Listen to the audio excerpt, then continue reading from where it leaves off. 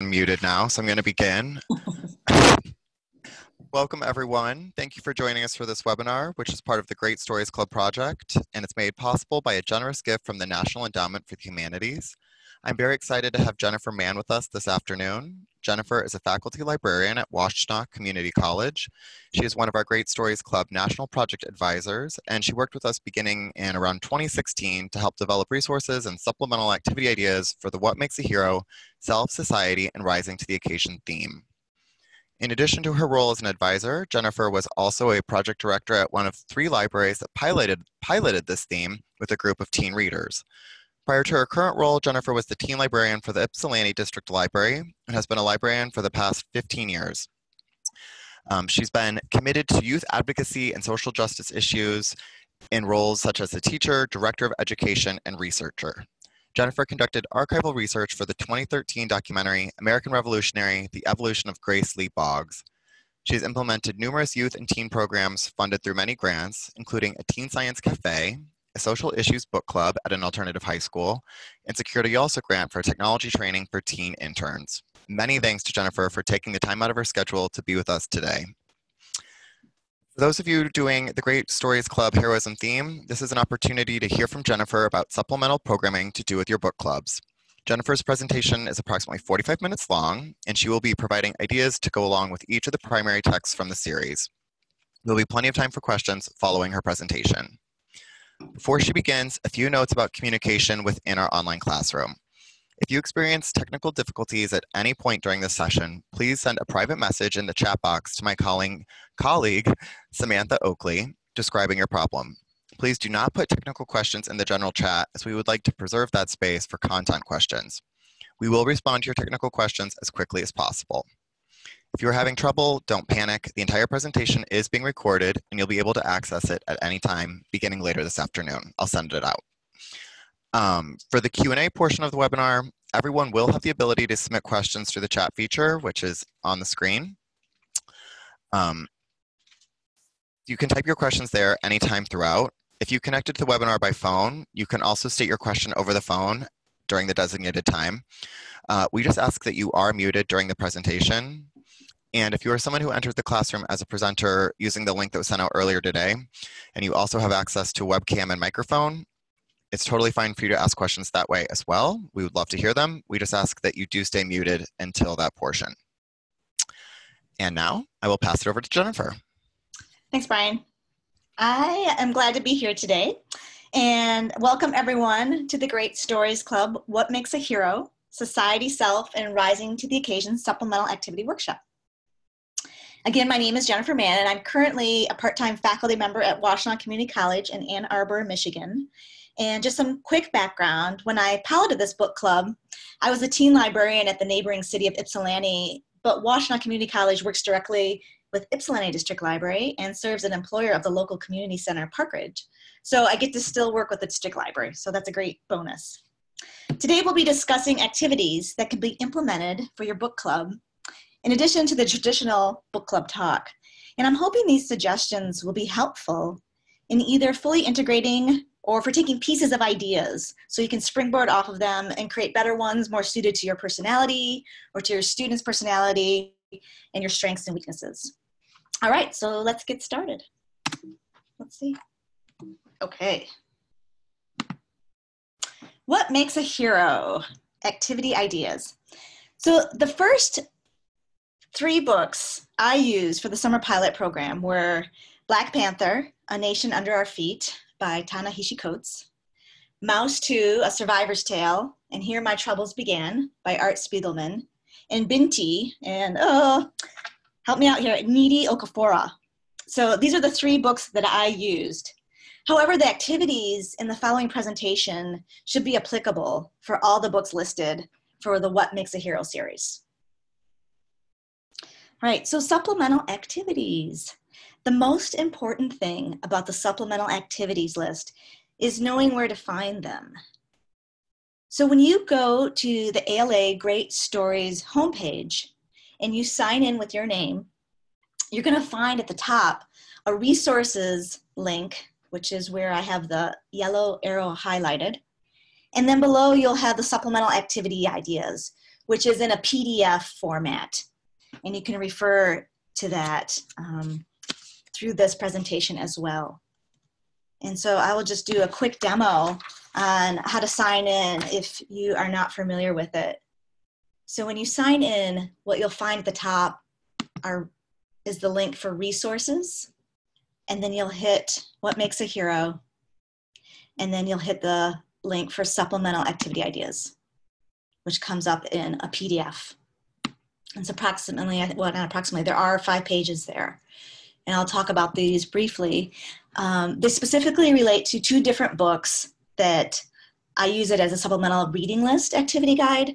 And you don't need to read these in order to implement them.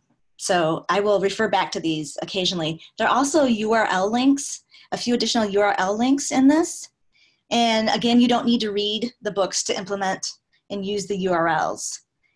For instance, the second book, No Crystal Stair by Vonda Nelson, utilizes 2 examples of well-known poems by Langston Hughes and Ella George Lyons. And additionally, there's a template for students to compose a personal poem at the bottom. And I'll be discussing this shortly. All right. So hopefully we don't have any questions with that. And then let's see, I need to get this out of here. Oops. All right. So connecting to resources in the wider community. So as a librarian, I'm a big fan of beg, borrow, steal. And I don't try to reinvent the wheel when I am doing activities. And I think the right word for this is pastiche. I found projects that were being done in the larger community, and I used them to start a conversation and engage in a bigger and more diverse teen audience about what it means to be a hero. So the first book I found was by T.A. Barron, and he's the author of the Merlin series and the Merlin saga. And he wrote this wonderful book on the very question of what is a hero, entitled The Hero's Trail. And it's great because it uses metaphor of a hiking trail and it discusses a great variety of heroes in the book. Some are well known, like Wilma Rudolph, Anne Frank, Stephen Hawking, but most of them are just ordinary kids who have done extraordinary things and who have made amazing choices. They've saved their siblings from a fire. There's one in there about someone struggling to stop prejudice at their school. And there's another one about raising money to build a well in an African village. And it's just simply a new way to look at what a hero is. And of course, I'm sure you can find it through ILL or whatever, if you really do want to implement it. But it's a great book. And what's even better is that you don't have to read it to take advantage of it. In the PDF, it breaks down different types of heroes and what types of heroes there are, like on-the-spot heroes, where you come across a fire and you come across a cat in a tree and you save the cat. And there's different types of heroes that are lost in the wilderness and have to survive. So they're good examples of different types of heroes and what a hero is and heroic behavior even. I am going to click on this link, and T.A. Barron has actually created a website, which is great because it's a website for educators to use. And on his site, there are some links. And one that's really helpful is a bibliography of heroes. And if you click this, it's a really robust bibliography. But here you can get other supplemental reading list ideas. And the further you go down, I believe, the better it is for older children and young adults. And within this, there's also some working URLs. So again, if you want, there's more hero stuff here if you want to dive deeper and maybe go outside the box a little with what activities you want to do. But these are all great resources to link to. And here's one, for instance, the Hitachi Foundation, maxcourage.org essay contest. So there's different ideas and different ways that you can utilize this website. Also, let me go back. Also on this site is another link. It's called the Heroes Trail Study Guide. And there's some good questions on here to engage in a really good discussion. And if you click that link, some require looking at T.A. Barron's, A Hero's Guide, but most of them don't. And the one I really like on here is Hero versus Celebrity. And this one's great because what teen does not have a hero they like or maybe even don't like? And the best part about this one too is you can go on social media and find articles and photos to back up what's a celebrity, what's a hero, can celebrities exhibit heroic behavior? And so then you can talk about, is heroic the same thing as being a hero in the moment? So hopefully it can start some good conversations. One example I was thinking of recently was the California wildfires, because a lot of celebrities were affected by it. And some of them used their celebrity status to do some social good and to help their neighbors and help the community. And so is that heroic? Is that a hero, or is that heroic behavior? And so these are some questions that you can talk with or talk to about with your students. And below here, you also have personal heroes. And number 8 was also another one, choosing to act heroically. And here, one of the suggestions is to read Robert Frost's poem, The Road Not Taken, and consider the lines, 2 roads diverged in a wood, and I took the one less traveled by, and that has made all the difference. And then you can compare what they're saying about courageous choices and doing something different. So these are some good resources for doing supplemental activities with your students. And you can read through them.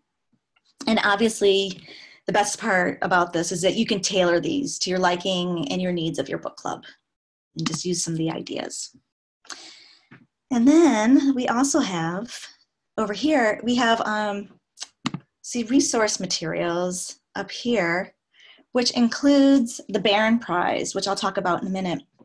But in the resource materials link, there's 2 videos. And I'll look at one in a minute because it's good to start a conversation. And also, again, there's more links on the bottom here. There's articles, interviews, and media coverage that talks about heroes in our everyday world. And usually they're just ordinary young adults, that the same ones that you'll be using and talking to in your classroom or your book club at the library or wherever you do your book club.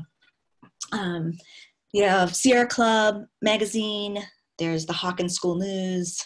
There's the Horn Book, Christian Science Monitor, and you can view these online or as PDFs, and they talk about different heroes and what students and young people have done to show quality heroic behavior. So I'm gonna go back here, and here's one of the videos that's linked on the website that might be a good starting point to talk about it. Sometimes having a video is a good way to engage in conversation when it kind of is quiet.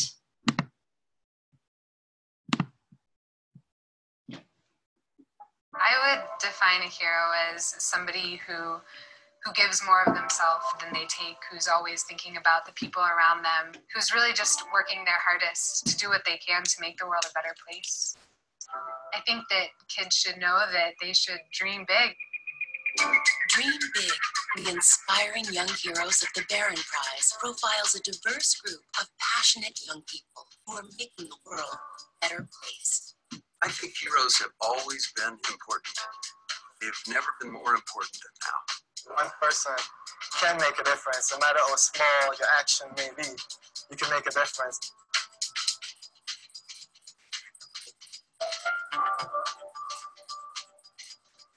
I think I've really not inspired people by doing things that I can't. Instead, I think I've just shown them that they can do incredible things, and that me, just a normal kid really from middle of nowhere who uses a wheelchair, who can't stand up, can do some things that really make a difference in our people's lives. These 7 young heroes, all winners of the Barron Prize, are using courage, creativity, and commitment to address a wide range of environmental and community problems. Today, more than ever, people are disconnected from the natural world, and we're suffering as a planet because of that. We have to start cleaning up the earth, or else our grandchildren and our children are going to have to deal with it. We have in our midst, though, young people who have connected the dots and realized that if we can take care of our planet, the planet will take care of us. Dream Big also includes an in-depth interview with Jane Goodall, who speaks about her dreams and inspirations as a young girl and encourages young people to change the world. Where other people said, Jane, dream about something you can achieve, my mother said, Jane, if you really want something and you work hard and you take advantage of opportunity and you never give up. And I get hundreds of letters saying, Jane, you taught me that because you did it, I can do it too. We a hero is a person who decides that there's something that they can do to better their life or to better someone else's life, and they make that happen. They make it possible. I think a hero is someone who has the courage to do what's right. It's perseverance, courage, humility, humor, faith, hope, all of those things. That's what really makes a hero. Each young hero shares a unique story of dreaming big, overcoming obstacles, and affecting change. I had this idea, this huge idea, but in order to get anywhere, you have to take the first steps, and that's what I did. And each of them demonstrates the power of one person to make a difference.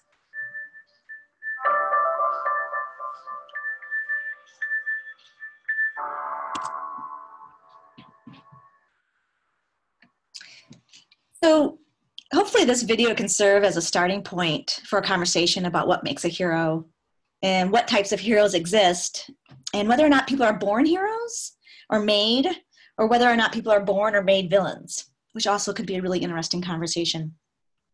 And then one of the things that was being talked about for this video was the Barron Prize. And this is something that you can explore further with your students or not. The Barron Prize, and here is a brochure. The Barron Prize is something that's a national contest where you nominate a hero, a young adult, a teen hero.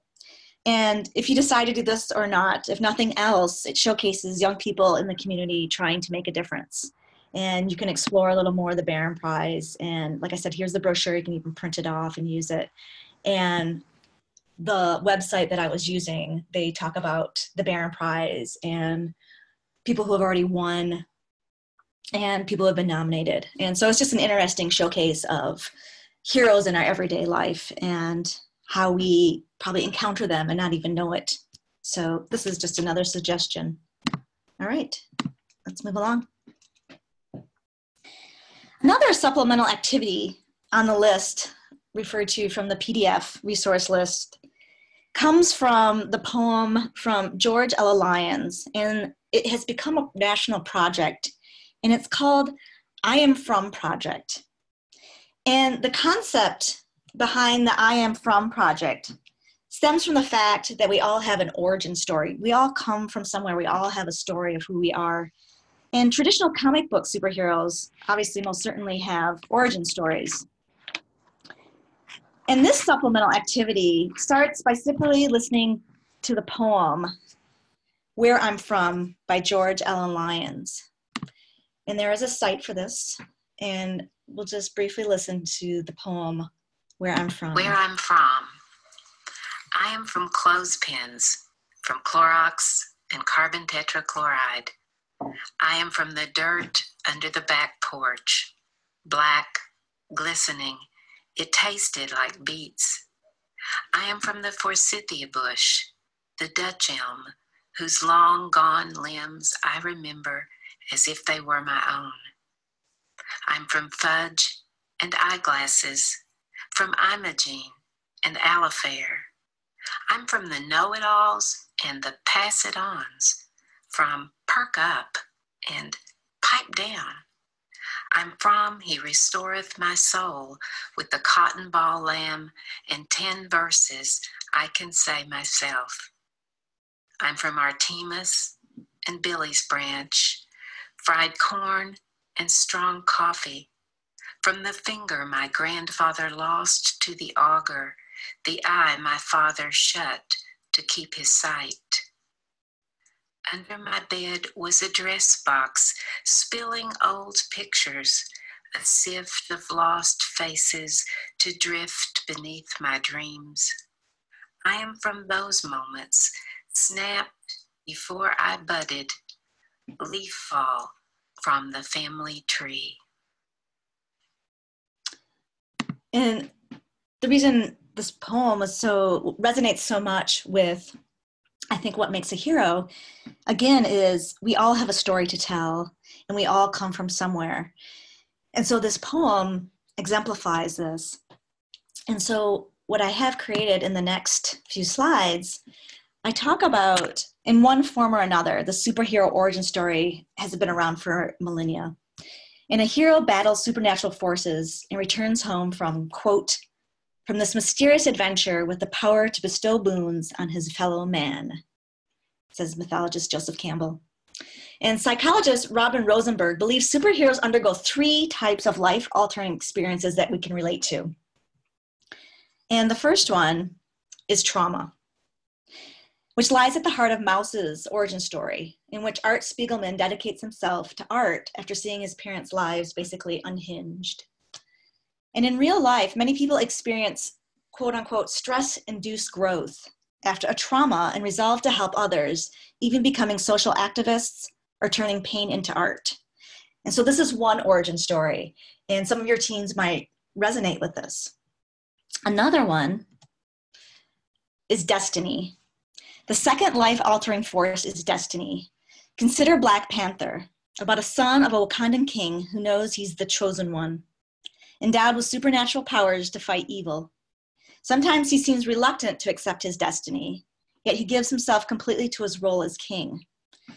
And some of us can identify with T'Challa's challenge, minus the royalty and superpower, of assuming great responsibility that compels one to grow up sooner than he or she wants.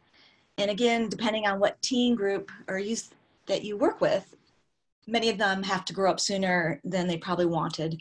Some of them maybe have to take care of brothers or sisters, young siblings. Some of them might have to take a job to help financially make ends meet.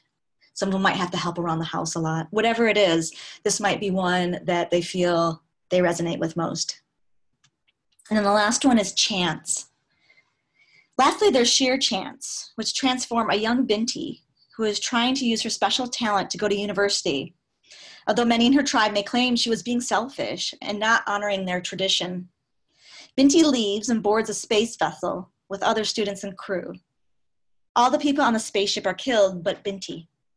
And Binti's next act, despite being afraid, is an example of how random adverse events cause many of us to take stock of our lives and choose a path. And again, the reason I mention these 3, or Robin Rosenberg mentions these, is that we all have a story. We all have an origin story, and we have to figure out what it is. And for some students or for some teens, this might be something they really resonate with and really want to connect to. So there is a project, a national project called I Am From Project, which is based on the George L. Lyons poem, Where I'm From. And this site exemplifies real people, especially young people, stating just this, where I'm from. And on this site, it states that the purpose of this project is to gather poems, including spoken word poems, photos, music, dancing, short stories, prose poems, songs, and any art area you choose, to build a collection of voices to show to our government and to each other that we are a varied, diverse, multicultural, multiracial, and brilliant collection of people in our country.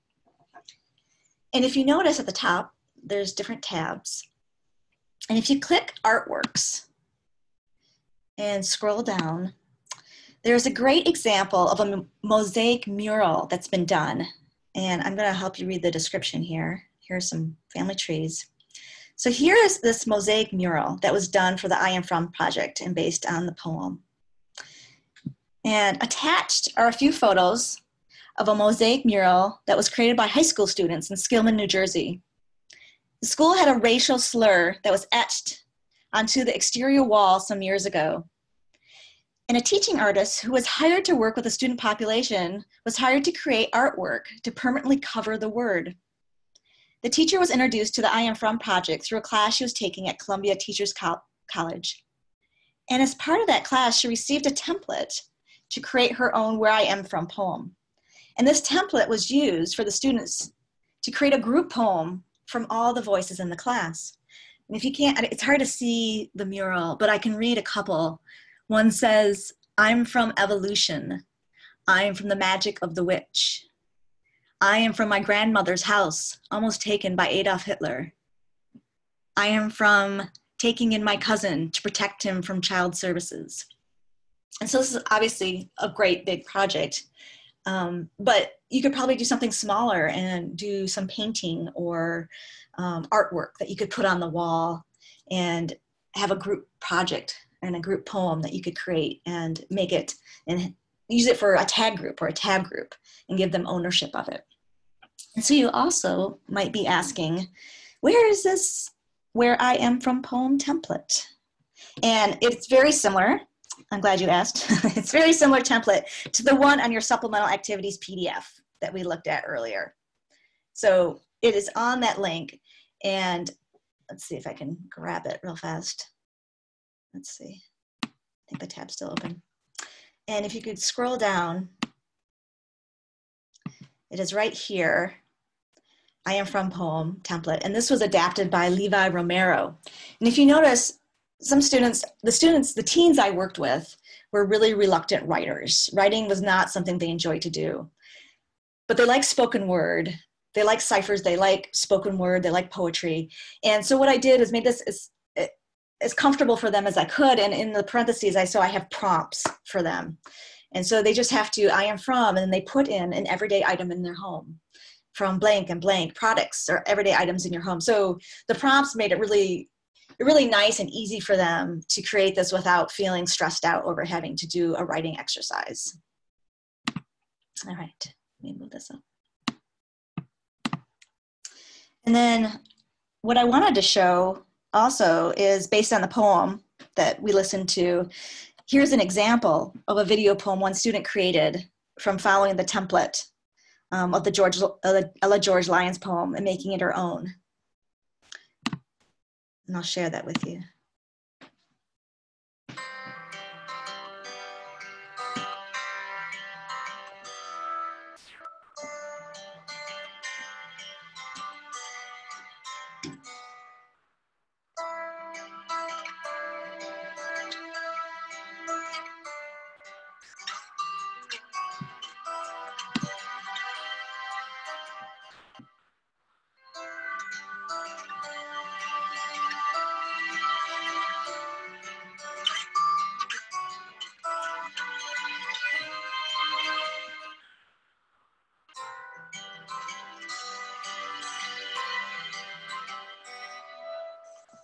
Where I'm from.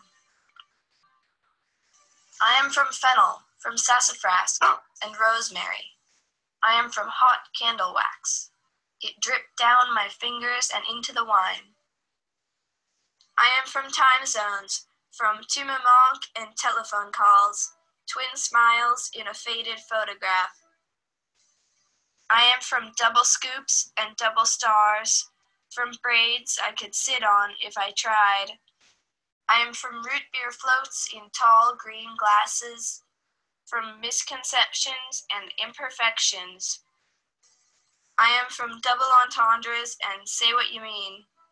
I am from string theory and granite and Jung. I am from Four Roberts and Shekachin, spicy tamales and hot crispy latkes. I'm from $2 bills and 5-leaf clovers. I was born on 7/13. I am a pinch of superstition, a dose of reality, a grain of salt. I painted a wooden box to keep my letters in. Handwritten, they smell like memories. I breathe them in and let colors and faces come back to me. The name on the envelopes has become my own. I am from these pages, curled script retelling stories. Another letter signed and sent. All right.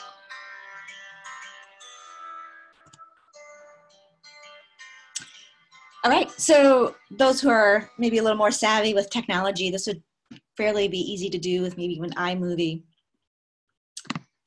All right, and then the last 15 minutes or so of this presentation, I'm going to talk about connecting the arts community to what I did with Ypsilanti Youth. So if some of these supplemental activity ideas that are listed don't really connect with you or feel like something that you want to do, I'm just going to share with you some other ideas that I did with my community and worked out when we piloted the program.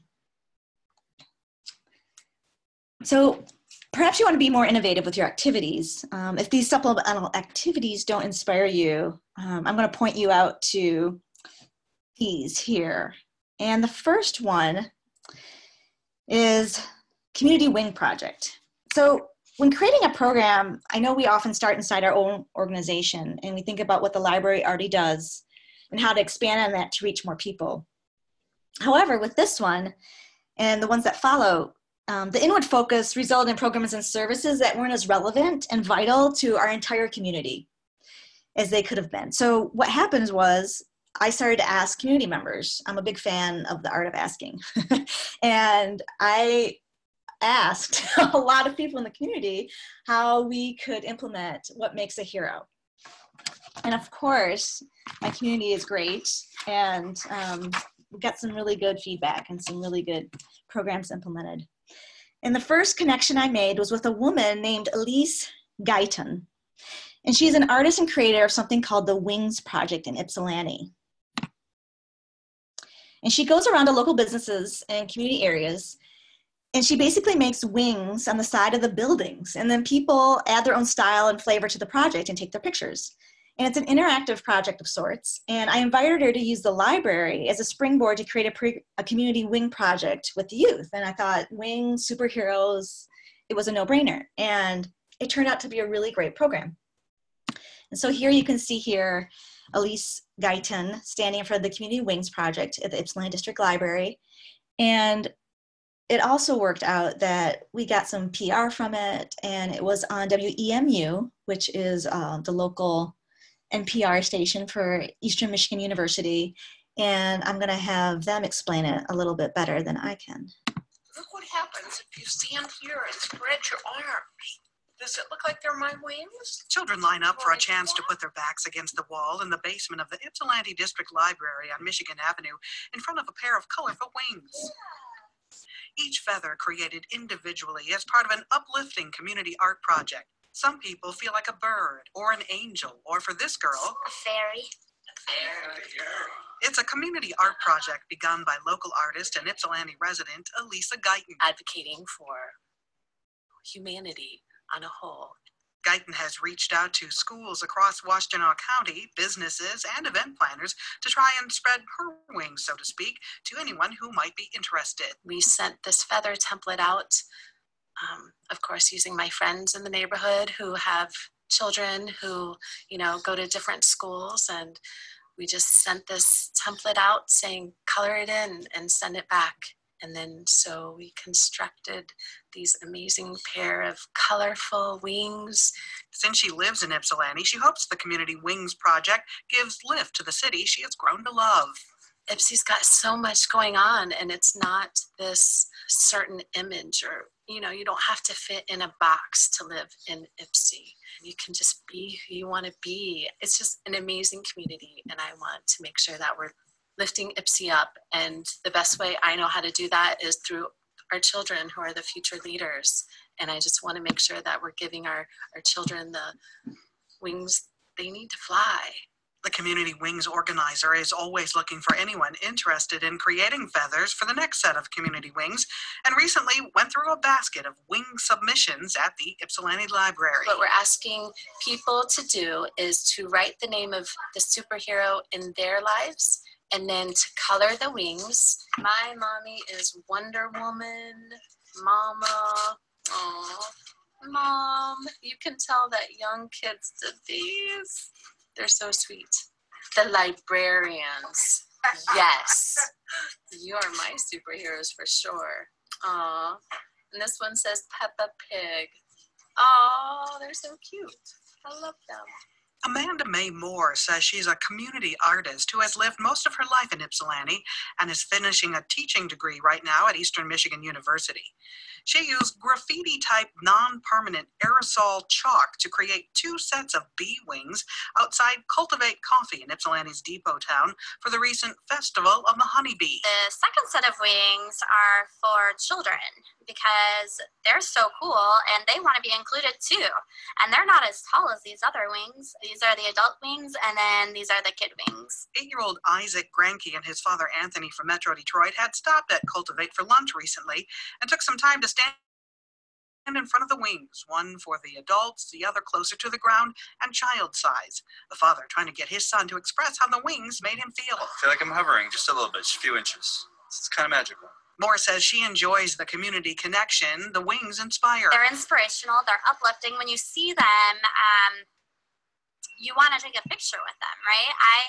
My favorite thing walking into Cultivate is when I see people outside here taking photos. It brings a light. It makes me feel great. The Ypsilanti Community Wing Project is far from over, with local artists inspired by American artist Colette Miller and her Global Wing Project, hoping to create more permanent wings across Washtenaw County as an uplifting inspiration to children and adults. Lisa Berry, 89.1 WEMU News. So I didn't do a whole lot. Someone else pretty much took that project and we just kind of jumped on board with it. Our teen advisory group was great because they got to take some ownership and agency, and they helped the younger kids, and they created a space for them with coloring, crayons and markers and feathers and whatever it is. And so they felt like they were in charge of the project, and so they took a lot of ownership of it. And again, that wasn't anything that I really had to do that took a lot of time or energy. So, but it had a really great effect and was really fun. And so finding partners out in the world are always easier to do for me than creating something from scratch. There was another great project that was called Hero Nation. And you can see right here, this gentleman, Jermaine Dickerson, in this picture is a local artist, graphic designer, community leader. And he is as awesome as his picture suggests. And he volunteered to lead drawing classes and cosplay programs for the teens tied to what makes a hero. And so he also put on this great Hero Nation at Park Ridge Community Center. And I'll talk over it as it's playing. It's just some here.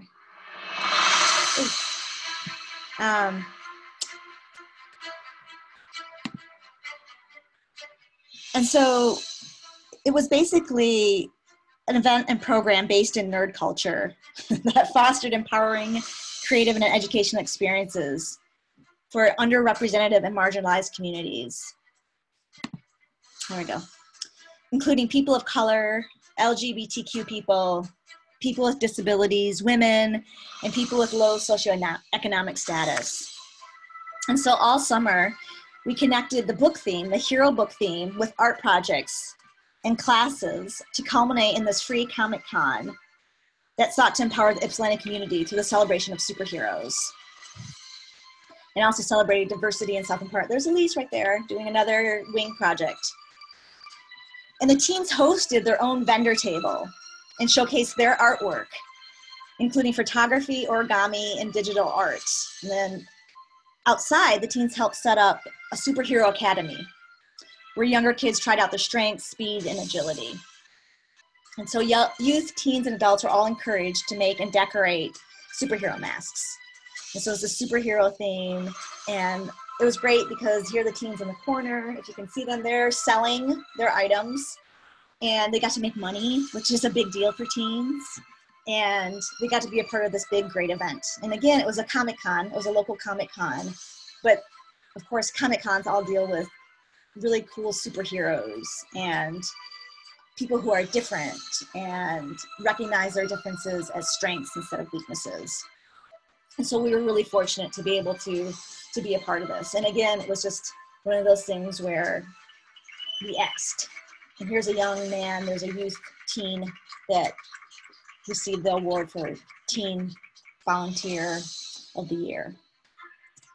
And so, of course, too, there are also other organizations that were involved that I did not have to organize. And lastly, I wanted to show you one more thing. And then, I wanted to show just real quickly this boy. He was so into it. He took his sleeves, his arms, and put them into his shirt, so he couldn't see his arms, and he just wanted wings. And I want to share that because it was really cute. And then here is one of the wonderful members of my book club taking a well-deserved ride around Ypsilanti. And then the digital art classes and hero theme classes that were led by Jermaine Dickerson, we're fortunate enough to have Microsoft Surface Pro tablets. And so he came in and he helped create a class and had the kids, the teens, make their own superheroes. And the class focused on creating a hero through art. And Jermaine started out with the question, what do you think of when you hear social justice? And students responded with gender, race, differently abled, physical looks, age, veteran status, immigrant status. And the students were asked to think of 3 words to create a superhero character. And they could interpret each word however they wanted, and there was no right or wrong answer. And the 3 words were bright, heroic, and powerful. And the first student created a female football kicker who could blast the ball and also does great in school. Another one was, I have a picture here, Enviro Shark. And this superhero is a shape-changing superhero who can turn into a piranha when people pollute lakes and oceans, scare them away. And another one was a solar grandma. And this is a grandma who harnesses solar power and uses it to help communities that need energy. And then there was another one called Confident Girl. And this was a plus-size female hero whose sidekick is her boyfriend. And her power is that she is optimistic and never gives up hope for change. And then they took these and then we scanned them and they digitally manipulated them to have their own kind of cool hero. So Jermaine did that one as well. And then finally, I just kind of want to leave on this. There was in Ypsilanti, Ypsilanti struggles economically, and 26% of families live below the poverty line. 59% of Ypsilanti residents are white, 29% are Black, and then 95% of the teens that go to the downtown branch where this was piloted, 95% of them are Black. There's a bus transit system or center right there by our downtown library. So we get a lot of foot traffic and a lot of people who come because they're on the bus line. We're on the bus line. And then the crime rate in Ypsi, because it struggles economically, is almost doubled for the entire United States in comparison per capita. And the access to the library is vital. Earlier in the summer when we piloted this program, there was a fatal shooting that occurred in Ypsi at the start of the summer in a neighborhood where many teens live or where their friends or family, they know friends or family who live there. And it hit hard for many teens. And a community member and library patron, Latanya Burrell, wanted to do something and make something positive out of this and asked that the library wanted to be a part of a community picnic. And so this was one of those things too, where trying to tie it into finding heroic qualities. This was kind of a teachable moment, if you will, in the sense that the teens wanted to be empowered because teens in the community sometimes, especially Black teens, are looked as not valuable members of the community. So what we did here is we took a group of teens, I took a group of teens down to the community picnic, and we wanted to show that they had a lot to offer besides violence. And we drove down there and we read stories to the little kids and we played football with them, or they did, and simply just had conversations with other community members. And again, it was just one of those things, just kind of keeping your awareness on the community of what's going on and trying to connect the dots and trying to figure out where they can have some agency and just saying yes to things. Again, I did not coordinate this. I didn't put it together. This woman did, who was wonderful. And I just kind of jumped on and asked if I could help. And and so unfortunately I don't have pictures of the picnic, but there, again, we got a little bit of, or I didn't, but she has some PR here in our local MLive paper that talks about the shooting and made it into something positive for the teens.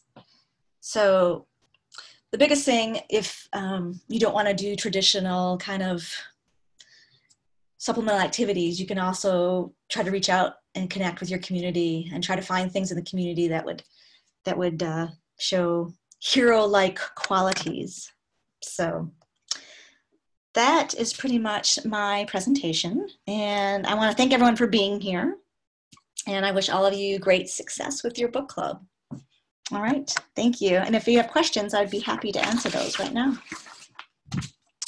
Great, thank you so much, Jennifer. So yes, if anyone has questions, feel free to type them into the chat. Or if you are on audio and you want to unmute and just ask it into the classroom, that works too. I'm trying to see. Do I?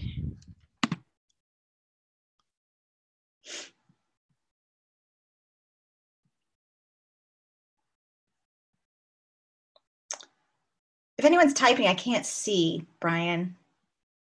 I'm trying to figure out if I can see the. I don't see anyone typing right now. So I think I minimized it at one point. Now I can't figure out where it is again. I see a question from Susan Reyna. I think that's more for me. Okay. We get a certificate of attendance or participation for this webinar. Susan, no, but if you need something an email to say that you attended that, just send me an email and I can send that back to you.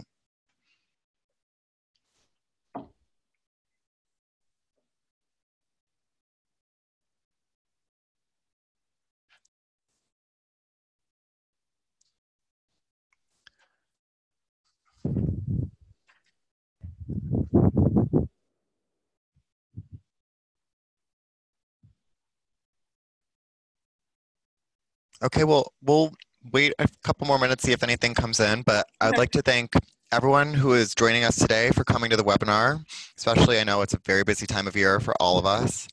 And a big thank you to Jennifer for engaging with the project today, sharing this presentation. And as I said before, I will be sending out a recording link and Jennifer's slides later today.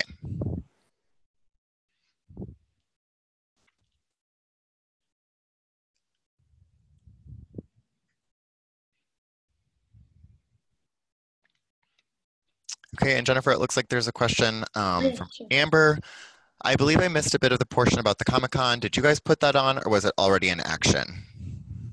Yeah, it was already in action. The library did a lot to promote it and to also, we did smaller things like we let them borrow all of our tables and then we set up a booth. So but basically he did it was his project. And in fact, he actually has a website for it called the Hero Nation, I believe, .org. So I did not do that. It was just a Comic-Con that he was putting on and we jumped on board.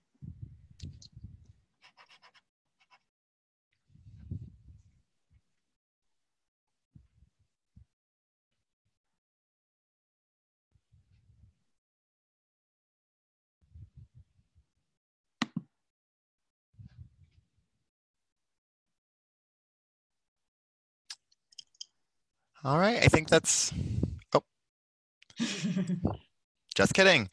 Have you gotten any feedback about having another one in reference to the Comic-Con? Yes, he wants to do it again. In fact, he actually created, I think he has like a nonprofit. He created it into a nonprofit. And when Black Panther came out on the screen, he generated, he had money that was donated so all the teens in Ypsilanti could go to the movie. So he's done other things besides just the Hero Nation, the Comic-Con. He actually has created into like a nonprofit and that works with the schools in the community now because it was such a success.